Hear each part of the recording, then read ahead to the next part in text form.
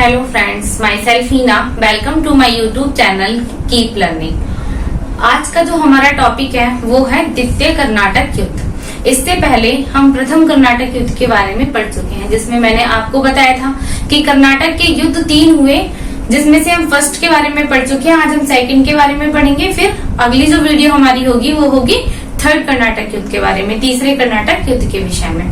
तो हमने फर्स्ट कर्नाटक युद्ध पढ़ा था, उसमें हमने पढ़ा था कि यह युद्ध कब हुआ और कब खत्म हुआ।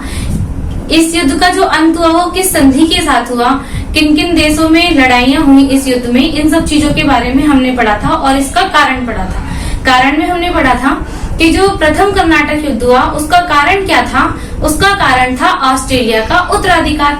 तो आज जो हम पढ़ रहे हैं, आज हम पढ़ रहे हैं कर्नाटक का द्वितीय युद्ध। इसमें भी हम पढ़ेंगे कि ये जो द्वितीय युद्ध हुआ इसमें इस युद्ध का कारण क्या है तथा ये युद्ध कब से कब तक हुआ, तो या इस युद्ध में कौन सी संधि हुई, इन सब चीजों के बारे में हम आज इस वीडियो में पढ़ेंगे। तो अपना टॉपिक फ्रेंड्स हम स्टार्ट करते हैं। कर्नाटक द्वितीय कर्नाटक युद्ध, इसका जो समय है, ये युद्ध कब से कब तक लड़ा गया, समय है इसका 1749 से ये चला 1754 तक। लगभग 5 वर्ष ये युद्ध चला, ये युद्ध लड़ा गया। इस युद्ध का जो कारण था वह था कर्नाटक और हैदराबाद का उत्तराधिकार। इससे पहले जब हमने पढ़ा था कर्नाटक के प्रथम युद्ध में, उसका कारण क्या था, ऑस्ट्रेलिया का उत्तराधिकार। ऑस्ट्रेलिया के उत्तराधिकार को लेकर वह युद्ध था, लेकिन वह युद्ध लड़ा कहाँ पर जा रहा था, ये युद्ध लड़ा जा रहा था भारत में। भारत में जो फ्रांसीसी और अंग्रेज कंपनी है वह दोनों यहाँ पर ये युद्ध लड़ रही थी, क्योंकि इन दोनों कंपनियों के बीच में युद्ध जो है यूरोप में भी दिखाई दे रहा था, तो उसका प्रभाव भारत में भी पड़ता है। भारत में भी ये कंपनियां आपस में भिड़ जाती हैं। तो आज हम पढ़ रहे हैं ये, इसमें इसका कारण क्या है, कर्नाटक के द्वितीय युद्ध का कारण जो है वो है कर्नाटक और हैदराबाद के उत्तराधिकार को लेकर। कर्नाटक और हैदराबाद के उत्तराधिकार को लेकर यह युद्ध हुआ।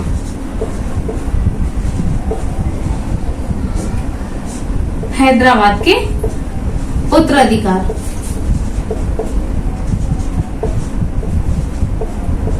सबसे मेन पॉइंट जो हैं इस पूरे टॉपिक के वो यही है कि युद्ध किस समय हुआ, इसका कारण क्या था, इस युद्ध में जो संधि हुई वो कौन सी हुई। इस युद्ध में संधि कौन सी हुई, पांडिचेरी की संधि। प्रथम युद्ध में कौन सी संधि हुई थी, प्रथम युद्ध में संधि हुई थी एला सापेल की संधि। और सेकंड युद्ध में कौन सी संधि हुई, द्वितीय कर्नाटक युद्ध में संधि हुई पांडिचेरी की संधि। तो ये हमें याद रखना है, क्योंकि पेपर में जो क्वेश्चन पूछे जाते हैं वो ऐसे ही पूछे जाते हैं। आपको ये दे दिया जाएगा कि पांडिचेरी की संधि किस कर्नाटक युद्ध के दौरान हुई। अब तीनों ऑप्शन दिए होंगे, प्रथम, द्वितीय और तृतीय। तो जब हमने ये टॉपिक पढ़ा होगा तभी हम बता पाएंगे कि ये वाली संधि कौन से युद्ध में हुई थी। तो मेन बात हमें इसकी यही याद रखनी है कि कौन से युद्ध में कौन सी संधि हुई और कौन से युद्ध लड़े गए, और ये जो प्रथम युद्ध है उसका कारण क्या था, सेकंड युद्ध है उसका कारण क्या था। ये चीजें हमें मेनली याद रखनी है टॉपिक में। तो इसमें संधि हुई पांडिचेरी की संधि, और जो युद्ध हुआ, इसमें जो युद्ध हुए वो थे अंबूर का युद्ध। अंबूर का युद्ध, ये तो है इस टॉपिक के मेन पॉइंट्स कि ये युद्ध समय 1749 में शुरू होता है, 1754 तक ये युद्ध चलता है। कारण इसका कर्नाटक और हैदराबाद के उत्तराधिकार को लेकर ये युद्ध है। अभी हम पढ़ेंगे कि उत्तराधिकार को लेकर क्या यहाँ पे प्रॉब्लम चल रही थी और क्या दिक्कत होती है कि ये युद्ध होता है। और संधि कौन सी हुई, पांडिचेरी की संधि हुई। और युद्ध कौन सा हुआ, इसमें जो प्रमुख क्षेत्रीय युद्ध था वो कौन सा था, अंबूर का युद्ध। तो अब हम थोड़ा सा ये पढ़ लेते हैं कि हैदराबाद और कर्नाटक की क्या स्थिति थी।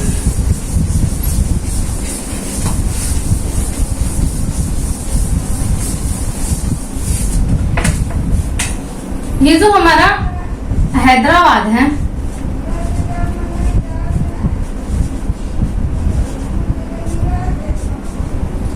यहाँ के जो निजाम थे उनका नाम था आसफ जहां मुल्क। आसफ जहां निजामुल मुल्क, ये यहाँ के नवाब थे हैदराबाद के। इनकी हो जाती है मृत्यु, आसफ जहां निजामुल मुल्क की मृत्यु हो जाती है। अब इनकी मृत्यु के बाद क्या होता है कि उत्तराधिकार को लेकर यहाँ पर कि यहाँ का उत्तराधिकारी कौन बने, इस बात को लेकर यहाँ पर क्या हो जाता है, झगड़ा स्टार्ट हो जाता है। तो इनके जो उत्तराधिकारी हैं वो 3 दावेदार हैं यहाँ पर शासक बनने के। पहले कौन है, नासिर जंग। नासिर जंग ये इनके पुत्र हैं, आसफ जहां के ये कौन है, पुत्र हैं। एक है यहाँ पर मुजफ्फर जंग। दूसरे जो दावेदार हैं यहाँ के निजाम बनने के वो कौन है, मुजफ्फर जंग। ये जो हैं वो आसफ जहां के जो दूसरे पुत्र हैं उनके पुत्र हैं, यानी कि ये आसफ जहां के पौत्र हैं। ये दावा करते हैं कि हम यहाँ के नए शासक बने, और नासिर जंग का दावा है कि हम यहाँ के नए शासक बने। और तीसरे जो हैं वो है सलावत जंग। सलावत जंग जो मेनली यहाँ पर उत्तराधिकार को लेकर जो युद्ध हुआ वो ये दोनों आपस में भिड़ रहे थे, नासिर जंग और मुजफ्फर जंग। ये आपस में चाचा भतीजे हैं, ये दोनों यहाँ हैदराबाद में निजाम के पद को लेने के लिए ये दोनों आपस में भिड़ रहे थे। ये तो थी हमारी हैदराबाद की स्थिति। अब हम पढ़ते हैं थोड़ा कर्नाटक के विषय में।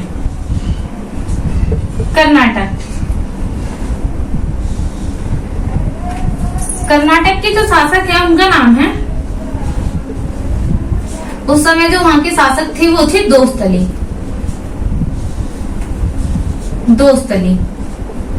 इनकी भी हो जाती है मृत्यु। अब इनकी मृत्यु के बाद भी ये लिख लेते हैं ताकि हमें याद रहे। इनकी मृत्यु के बाद भी यहाँ पर जो है 2 दावेदार हैं पद के लिए। एक का नाम है अनवरुद्दीन, ये इनके पुत्र हैं। और दूसरे जो हैं उनका नाम है चांदा साहब। ये दोस्तली के दामाद हैं।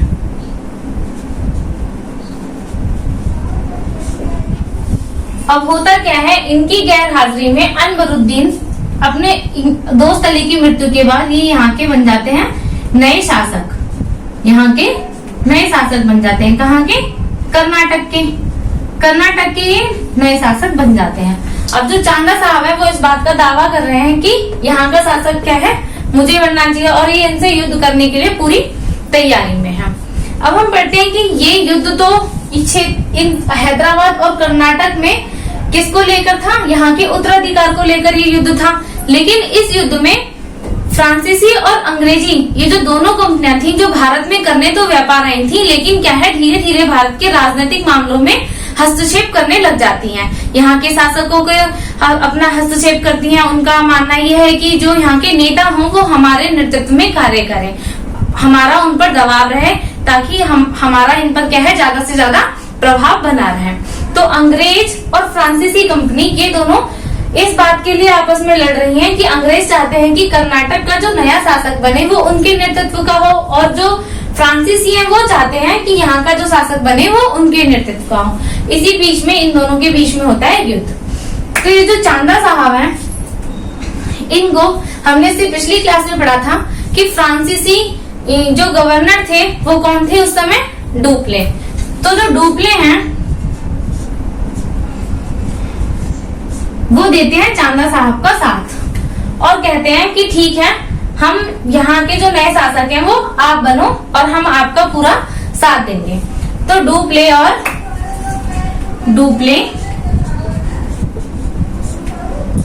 और चांदा साहब दोनों मिलकर क्या करते हैं, मिलकर कर देते हैं इस पर हमला कर देते हैं। और ये जो युद्ध है ये क्या कहलाया, इनके और इनके मध्य जो युद्ध लड़ा गया, अनवरुद्दीन वर्सेस डुप्ले और चांदा साहब। डुप्ले कहाँ से हैं, फ्रांसीसी कंपनी के हैं ये। इनके बीच में जो युद्ध हुआ वही युद्ध क्या कहलाया है हमारा, अंबूर का युद्ध। यहाँ पे लिखते हैं हम वर्सेस अनवरुद्दीन। इनके बीच में जो युद्ध हुआ वो हमारा क्या कहलाया? अंबूर का युद्ध। ये युद्ध हमारा क्या कहलाया? अंबूर का युद्ध। और ये युद्ध किस सन में लड़ा गया? ये युद्ध हमारा होता है 1749 ईस्वी में। और इस युद्ध का परिणाम यह होता है कि अनवरुद्दीन की हो जाती है मृत्यु। डुप्ले और चांदा साहिब, डुप्ले जो है वो चांदा साहब का साथ देते हैं और अनवरुद्दीन पर हमला कर देते हैं। और ये युद्ध जो हमारा कहलाया वो क्या कहलाया? अंबूर का युद्ध। ये 1749 में हुआ और इस युद्ध का परिणाम ये हुआ कि अनवरुद्दीन की हो जाती है मृत्यु। इनकी क्या हो जाती है? ये मर जाते हैं, इनकी मृत्यु हो जाती है। इनका एक पुत्र होता है जिसका नाम क्या है पुत्र का? मोहम्मद अली। मोहम्मद अली अपने पिता की मृत्यु के बाद ये जो मोहम्मद अली हैं ये यहाँ से भाग जाते हैं। और भागकर कहाँ पहुंच जाते हैं? ये भागकर ये शरण लेते हैं जाकर त्रिचिन्नापल्ली में। त्रिचिन्नापल्ली में जाकर चले जाते हैं। त्रिचिन्नापल्ली।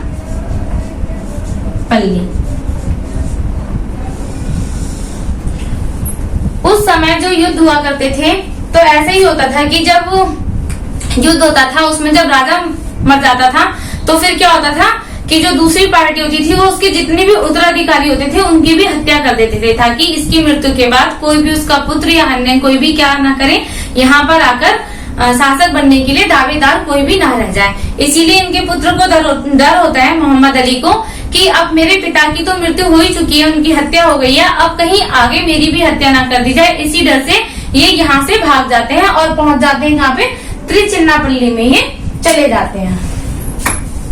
ये भागकर पहुंच जाते हैं त्रिचिन्नापल्ली में। अब यहाँ पर तो जो शासन है वो किसका आ गया? अब यहाँ के जो नए शासक बन गए कर्नाटक के, वो कौन बन गए? कर्नाटक के नए शासक बन गए चांदा साहब। चांदा साहब यहाँ के नए शासक बन गए और इनपे जो प्रभाव है वो किसका है इस क्षेत्र पे, कर्नाटक पे? क्योंकि डुप्ले ने फ्रांसीसी कंपनी ने इनका साथ दिया है तो फ्रांसीसी का पूरा यहाँ पे प्रभाव है। फ्रांसीसी का प्रभाव है। ये दोनों यहाँ पर जीतते हैं। इस बात से क्या है, चांदा साहब खुश होते हैं कि हाँ भाई फ्रांसीसी कंपनी के गवर्नर डुप्ले ने हमारा साथ दिया और हम दोनों ने मिलकर जो लड़ाई करी उसका ही यह परिणाम है कि आज मैं कर्नाटक का नया शासक बनकर बैठा हूँ। इस खुशी में वो क्या करते हैं कि जो डुप्ले हैं उनको 80 गांव की जागीर गिफ्ट में दे देते हैं। उनको गिफ्ट के तौर पर क्या दे देते हैं? 80 गांव की जागीर इनको दे दी जाती है। किसको? डुप्ले को। डुप्ले को इनाम में दी जाती है 80 गांव की जागीर। अब ये जो अंग्रेज हैं, अंग्रेज इस बात को सबको नोट कर रहे हैं। अब अंग्रेज देख रहे हैं कि क्या है कि फ्रांसीसियों का क्या है दबाव यहाँ पर ज्यादा हो जा रहा है। ये दोनों कंपनियां करने यहाँ पर व्यापार आई थी। अब ये व्यापार में तो इनकी होड़ा होड़ी थी, साथ ही साथ इनका जो यूरोप में युद्ध चल रहा था उसको लेकर क्या था कि इनके बीच में तनातनी शुरू हो गई थी। ये एक दूसरे को नीचा दिखाने के लिए कोई ना कोई मौका देख रही थी कि कोई हमें ऐसा अवसर मिले कि जिसमें क्या हम एक दूसरे को नीचा दिखा सके। अब अंग्रेज इस बात से परेशान होते हैं कि कर्नाटक के क्षेत्र पर क्या है, अब किसका प्रभाव ज्यादा हो गया? फ्रांसीसी का प्रभाव ज्यादा हो गया। और फ्रांसीसी क्या कर रहे हैं? भारत की राजनीति में बहुत ही ज्यादा हस्तक्षेप कर रहे हैं। तो ये सोचते हैं कि क्यों ना अब हैदराबाद में हम भी ऐसा करें कि हम यहाँ पर किसी का साथ दें और उसकी विजय हो जाए तो हैदराबाद पर हमारा अधिकार हो जाए, हैदराबाद का जो क्षेत्र है वहां पर हमारा प्रभाव हो जाए। इसीलिए अब क्या करते हैं कि जो अंग्रेज हैं वो नासिर जंग का साथ देते हैं। अंग्रेज किसका साथ दे रहे हैं यहाँ पे? अंग्रेज साथ देते हैं नासिर जंग का। और ये जो डुप्ले हैं ये भी पहुंच जाते हैं। ये किसका साथ देते हैं यहाँ पे? मुजफ्फर जंग का। अब डुप्ले के साथ चांदा साहब है। चांदा साहब इनके पूरे इन्होंने डुप्ले ने इनको चांदा साहब को जीत दिलवाई है, तो चांदा साहब तो हर कार्य उनके कहने से करेंगे। तो चांदा साहब को ये बोलते हैं कि चलिए हैदराबाद में मुजफ्फर जंग को हमें जिताना है और आप अपनी सेना का साथ हमें दीजिए और वहां पर जाकर हम मुजफ्फर जंग का साथ देकर क्या करते हैं, वहां पर विजय प्राप्त करते हैं और हैदराबाद पर भी अधिकार कर लेते हैं कि हैदराबाद पर भी हमारा प्रभाव रहे। ये फ्रांसीसी कंपनी की एक चाल थी। तो अब चांदा साहब, डुप्ले, ये दोनों मिलकर किसका साथ देते हैं? मुजफ्फर जंग का साथ देते हैं। अब मुजफ्फर जंग और इनके मध्य क्या होता है? युद्ध होता है, और इस युद्ध में क्या है, नासिर जंग हार जाते हैं, इनकी हो जाती है हार। ये हार इनकी है या अंग्रेजों की? क्योंकि अंग्रेज इनका साथ दे रहे थे, तो फ्रांसीसी कंपनी और अंग्रेजों में तो अंग्रेजों की हार हो गई, और वैसे किसकी हार हुई? नासिर जंग की हार हो गई। तो अब यहाँ पर प्रभाव किसका बन गया? अब इस क्षेत्र पर भी प्रभाव किसका हो गया? हैदराबाद पर भी प्रभाव बन गया फ्रांसीसी कंपनी का। प्रभाव बन गया फ्रांसीसी कंपनी का।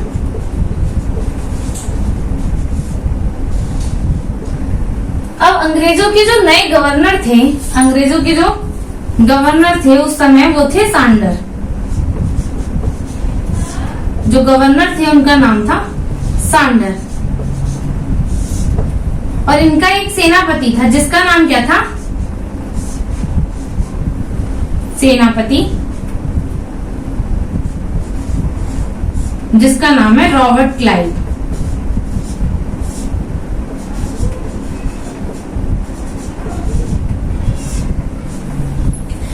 अंग्रेजों की जो कंपनी है, अंग्रेजी कंपनी, उसके जो गवर्नर है वो है सांडर, और जो सेनापति है वो है रॉबर्ट क्लाइव। अब ये सोचते हैं कि दोनों ही क्षेत्र पर फ्रांसीसी कंपनी का प्रभाव बन गया है, तो भारत में क्या है, फ्रांसीसियों का बोलबाला ज्यादा है। तो अब ये कर्नाटक की और वापस एक बार फिर से मुड़ के देखते हैं, तो ये देखते हैं कि जो अनवरुद्दीन है, इसकी बेशक से मृत्यु हो गई है, लेकिन अभी इसका पुत्र तो जिंदा है, और कायदे में इसके पुत्र को ही यहाँ की जहांगीर मिलनी चाहिए, यहाँ का जो शासक है वो इसका पुत्र ही बनना चाहिए। तो वो तैयारी करते हैं कि क्यों ना हम इसके पुत्र का साथ दें, और यहाँ पर फिर से क्या है, हम चांदा साहब को हरा दें।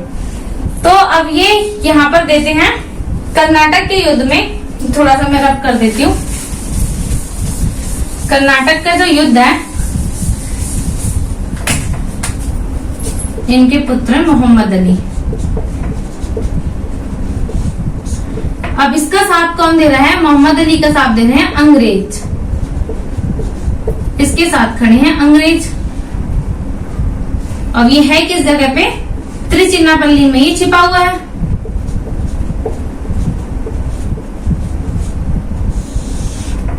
अंग्रेज अपनी पूरी सेना लेकर यहाँ पर पहुंच जाते हैं और इसका साथ देते हैं। इसको बोलते हैं कि आप युद्ध करिए और अपना पद वहां पर हासिल करिए। चांदा साहब डुप्ले को लेकर यहाँ पर पहुंच जाते हैं। डुप्ले और चांदा साहब ये दोनों मिलकर यहाँ पर पहुंच जाते हैं, किससे लड़ने के लिए? मोहम्मद अली से लड़ाई करने के लिए। अब अंग्रेजों के बीच में और फ्रांसीसियों के बीच में एक बार फिर से युद्ध हो रहा है। अब अंग्रेज जान चुके हैं कि फ्रांसीसियों की स्थिति क्या है, काफी मजबूत हो गई है, क्योंकि वो 2 बार पहले ही जीत चुके हैं। तो वो रणनीति बनाते हैं कि क्यों ना ऐसा किया जाए कि इनको किसी दूसरे मामले में फंसा दिया जाए, जिससे क्या है कि फ्रांसीसियों का या फिर चांदा साहब का क्या है, ध्यान भंग हो जाए, मतलब इनकी जो सेना है वो किसी प्रकार से डिवाइड हो जाए। तो इनके साथ क्यों ना कोई दूसरा युद्ध भी छेड़ दिया जाए। ये रणनीति कौन बनाता है? अंग्रेज। अंग्रेज ये रणनीति बनाते हैं। तो अंग्रेज क्या करते हैं, अपने सेनापति रॉबर्ट क्लाइव को भेज देते हैं कर्नाटक की एक जगह है जिसका नाम क्या है, अर्काट। ये कर्नाटक की राजधानी है। कर्नाटक की राजधानी है क्या है? अर्काट। अर्काट पर अब ये आगे सेनापति को लेकर, कौन? सेनापति रॉबर्ट क्लाइव यहाँ पहुंच गए और यहाँ पर इन्होंने क्या कर लिया, अपना कब्जा कर लिया, यहाँ पर हमला कर दिया। अब चांदा साहिब क्या है, यहाँ पर त्रिचिन्नापल्ली में लड़ाई कर रहे हैं। अब ये अपनी राजधानी को बचाने के लिए अपनी आधी सेना को कहाँ भेज देते हैं? ये भेज देते हैं यहाँ पर अर्काट में, अपनी आधी सेना भेज देते हैं। तो यहाँ से इनका ध्यान क्या है, हट जाता है और कहाँ पहुंच जाता है, अपनी सेना यहाँ पर भेज देते हैं और अर्काट जो इनकी राजधानी है उसको बचाने में इनका ध्यान लग जाता है। तो यहाँ पर क्या होता है कि चांदा साहिब की हो जाती है हार। यहाँ पर चांदा साहब हार जाते हैं।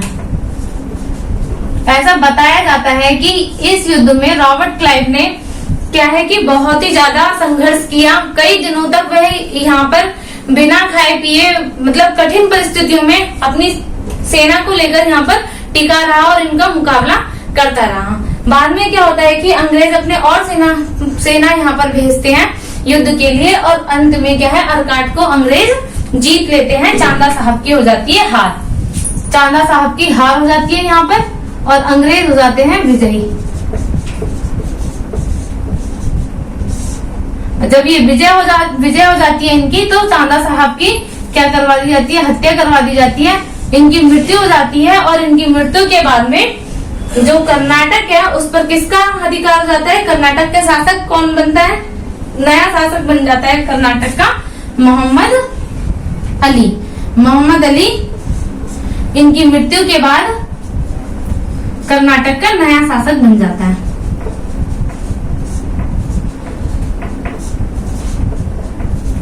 तो ये जो युद्ध था, ये था तो क्षेत्रीय युद्ध यहाँ के राजाओं के बीच में था, लेकिन जो विदेशी कंपनी थी फ्रांसीसी और अंग्रेज, वो बिना बात के यहाँ पर क्या है, हस्तक्षेप कर रहे थे और आपस में लड़ रहे थे। सिर्फ किसके लिए, अपना प्रभुत्व ज्यादा दिखाने के लिए, अपना प्रभाव ज्यादा दिखाने के लिए इन क्षेत्रों में आपस में लड़ाई कर रहे थे। इस बात की जानकारी जब यूरोप में पहुंचती है कि ये दोनों कंपनियां आपस में लड़ रही हैं, तो फ्रांसीसी क्या करते हैं कि जो इनके सेनापति हैं डुप्ले, उनको वापस बुला लेते हैं। डुप्ले को वापस बुला लिया जाता है यूरोप में, और यहाँ पर फ्रांसीसी के लिए दूसरी नए गवर्नर भेजते हैं जिनका नाम क्या है, गोडेहू। नए गवर्नर भेजते हैं, नए शासक बन गए कर्नाटक के। अब डुप्ले को वापस फ्रांस बुला लिया, फ्रांस वापस इनको बुला लिया जाता है, और नए गवर्नर आते हैं,